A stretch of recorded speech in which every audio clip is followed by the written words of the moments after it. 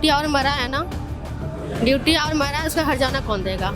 एक लड़का मिसिंग हुआ, कैसे हुआ, एक्सीडेंट हुआ तो कैसे हुआ, कि यहाँ से जब 9 लड़का गया है ट्रेन में और उन साथ में वो लोग वापस भी आता है, उन लोग का ड्यूटी ही है कि वापस भी आना है। रोजी रोटी की तलाश में घर से निकला एक भाई, लेकिन जब लौटा तो सिर्फ उसकी लाश।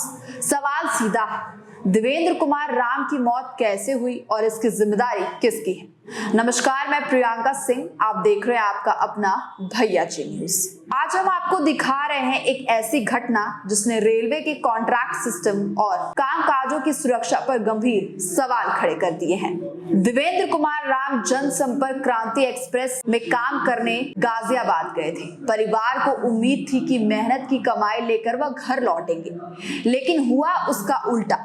उनकी पार्थिव शरीर घर पहुंचा। परिवार का आरोप है कि उन्हें पिछले कई महीनों से वेतन नहीं मिला था। इतना ही नहीं, उनकी मौत कैसे हुई, किन परिस्थितियों में हुई, इस पर भी अब तक साफ जवाब नहीं मिला है। बताया जा रहा है कि रेलवे कई सेवाएं प्राइवेट कंपनियों को कॉन्ट्रैक्ट पर देता है। देवेंद्र कुमार राम भी ऐसी ही एक कंपनी के अधीन काम कर रहे थे। क्या है पूरा मामला, आइए सुनते हैं परिवार की जुबानी। कैसे पता चला ये हादसा के बारे में? हम लोग को पता चला, ये आरपीएफ वाले, ये पुलिस थाने वाले फ़ोन किए थे दिल्ली से, आनंद विहार स्टेशन से। वो लोग फ़ोन किए, बोले कि ऐसा ऐसा दुर्घटना हुआ है। जब उसका एक्सीडेंट हो गया था तो उसी का सिम कार्ड निकाल करके, जो आरपीएफ वाले गए थे ट्रैक पे, उन लोग को मिला तो वो लोग मोबाइल से सिम निकाल करके, वहाँ के जो लोकल थाने वाले थे वो अपना मोबाइल में सिम डाल करके उसके बाद हम लोग से संपर्क किए। संपर्क करके बताएं कि ऐसा ऐसा बात है, एक्सीडेंट हो गया। अब ये जो ट्रेन में जाता था, एक ग्रुप जाती थी यहाँ से, एक विगोर कंपनी है जो ये लिनेन अटेंडेंट का काम किया करता था। तो 8-9 लोगों का एक ग्रुप है, ग्रुप यहाँ से भेजा गया। जब 9 लोग का ग्रुप गया तो वहाँ से 9 का 9 नहीं लौटा, 8 लौटा। तो वो एक जो मिसिंग है, इसका जिम्मेवारी लेने वाला कोई नहीं कंपनी से। आपके भाई क्या काम करते थे? वो लिनेन अटेंडेंट था, जो ट्रेन में जो कंबल, तकिया, बेडशीट वगैरह जो प्रोवाइड होता है सीसी कोच में, कोच असिस्टेंट था वो। तो उसमें वो काम करता था। जब एक ग्रुप जाती है तो उसका एक पूरा डिटेल होता है कि ये 9 लोग यहाँ से रवाना हुए रांची से दिल्ली पहुँचे हैं, और दिल्ली से जब लौटे हैं तो 8 लौटा। तो बाकी 8 लोगों से पूछा गया कि वो देवेंद्र राम मिसिंग है, वो कहाँ है।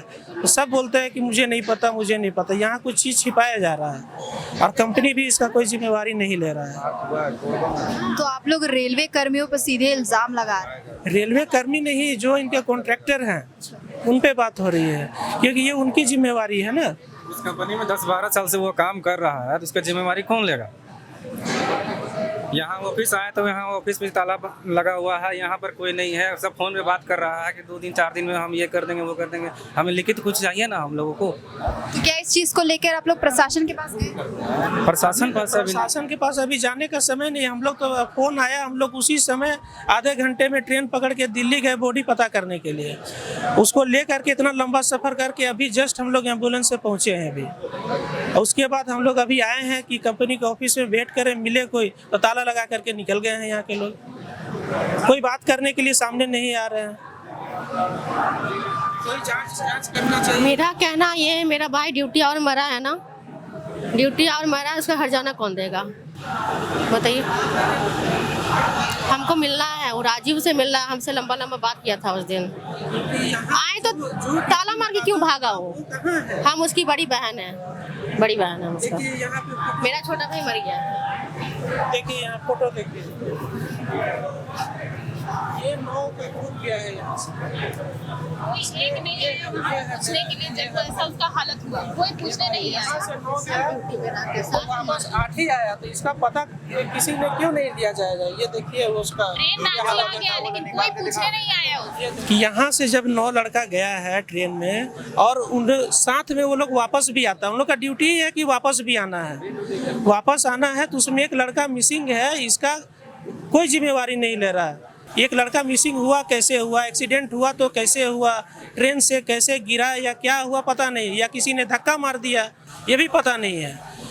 और जिससे भी पूछा जा रहा है, इनके अटेंडेंट जो भी थे ट्रेन में, सब मना कर बोल रहे हैं मुझे नहीं पता, हमको नहीं पता, वो पीछे छूट गया होगा, हमको नहीं पता, हमको बाद में पता चला। ऐसे कैसे हो सकता है जब एक साथ सबको ट्रेन में चढ़ते हैं। जब ट्रेन में चढ़ने से पहले ये फ़ोटो भी लिया जाता है, जो मैंने फ़ोटो दिखाया, एक ग्रुप का फ़ोटो होता है, वो लोग एक जगह साइन करते हैं ट्रेन पे चढ़ने से पहले, या रिपोर्ट भी करते हैं वहाँ के CNW ऑफिस में, वहाँ रिपोर्ट करते हैं। तो उसके बाद वो मिसिंग का कोई जिम्मेवारी क्यों नहीं ले रहा है कि वो कैसे मिसिंग हो गया, कैसे एक्सीडेंट हो गया, और या उसको उसके साथ कोई हादसा हुआ, या कोई उसको कोई साजिश के तहत उसको धक्का दिया गया, कुछ तो पता चलना चाहिए। क्या आप लोगों को लगता है कि आपके भाई को साजिश के तहत मारा गया? हो सकता है, मैं बोल नहीं सकता, कंफर्म नहीं हूँ, बट हो सकता है। चांसेस है कि ये उसको धक्का दिया गया है, बट हम लोग को ये नहीं पता है कि कौन है ये, ऐसा कोई किया है कि क्या है हम लोग को नहीं पता। लेकिन हमारा कहना ये, जब सब कोई साथ गया तो वो जब वापस नहीं आया, जब उसको एक्सीडेंट हुआ सबको पता चला, अगला स्टेशन रुक करके किसी को तो जा करके उसको देखना चाहिए था ना। वो तड़प तड़प के मर गया, उसको देखने कोई नहीं गया। क्या आपके भाई के साथ किसी की रंजिश थी? ये अभी हमें कंफर्म नहीं, हम नहीं बता सकते हैं। हम लोग कंफर्म, हम लोग को पुलिस से फोन आया, हम लोग फोन कर करके पता कर रहे हैं अटेंडेंट लोग से। क्या अटेंडेंट लोग को पता नहीं है कि हम एक बार पता करें कि मेरा साथ का साथी गायब है? उनका जिम्मेवारी नहीं था। ये कंपनी जो विब्योर इन्फो प्राइवेट लिमिटेड है, इनका मालिक तक का फोन बंद अभी आ रहा है। रांची का जो लोकल ऑफिस है इनका हटिया में, ये भी ताला लगा के सारे स्टाफ निकल गए हैं। तो हमें तो चाहिए कि कोई इसका जिम्मेवारी ले, इस बात को आगे बढ़ाए, इसका छानबीन करे। कोई सामने नहीं आ रहा है। हम लोग आकर के 1 घंटे से यहाँ लिनन ऑफिस में हम लोग बैठे हुए हैं, फोन पे केवल बात हो रही है, लेकिन सामने कोई नहीं आ रहा है। इतने बड़े हादसे पर आप क्या कहना चाहेंगे? मेरे पास एक मैसेज आया है, ठीक है, वो मैं आपको दिखा देता हूँ, और आप अपना ये जो है ना मैसेज कैमरे में कैद कीजिए कि ये हादसा क्यों हुआ और कैसे हुआ, ठीक है। और ये यहाँ से नहीं आया है, गाजियाबाद से आया, ठीक है, ओके। हाँ बताइए, आप क्या पूछना चाहते हैं? तो कहीं ना कहीं ये नहीं लगता है कि इसमें रेलवे की गलती है? ना, रेलवे की गलती नहीं है इसमें। इस मैसेज तो हमको लग रहा है कि रेलवे की कोई गलती नहीं है, और ये गाजियाबाद पुलिस का स्टेटमेंट है, ठीक है। ये ना कि हम लिखे हैं ना, ये गाजियाबाद पुलिस का है। जो भी लिखी है सर, तो जो भी कर्मचारी उसके लिए तो कंपनी अपना नाम, हाँ वो तो आप कंपनी से बात कीजिए। कंपनी वाले से भी बात किया गया है। जो राजीव जी यहाँ के सुपरवाइजर हैं, उनका क्या नाम है कि कंपनी के जो लोग हैं वो संडे या मंडे तक आएंगे, तो मुआवजे की जो भी बात होगी वो आकर करेंगे, लेकिन ये लिखित नहीं है। अब ये सबसे बड़ी बात हो गई कि बिना लिखित के आश्वासन पर तो कुछ नहीं चलता है, और कोई कंपनी का आदमी सामने नहीं आना चाह रहा है। लेकिन उन्होंने फ़ोन पर एक आश्वासन सिर्फ दे दिया है कि हम लोग संडे को आएंगे और उस दिन आपके साथ, परिवार के साथ बैठ। आपके भाई को सैलरी नहीं मिल रही, तो आपको लगता है क्या मुआवजा मिलेगा? वही तो सबसे बड़ा मुद्दा है ना, कि जो कंपनी एक 10-10 महीने की सैलरी नहीं देती है, उसके फ़ोन पर एक सुपरवाइजर के कहने पर कितना आश्वासन रखा जाए।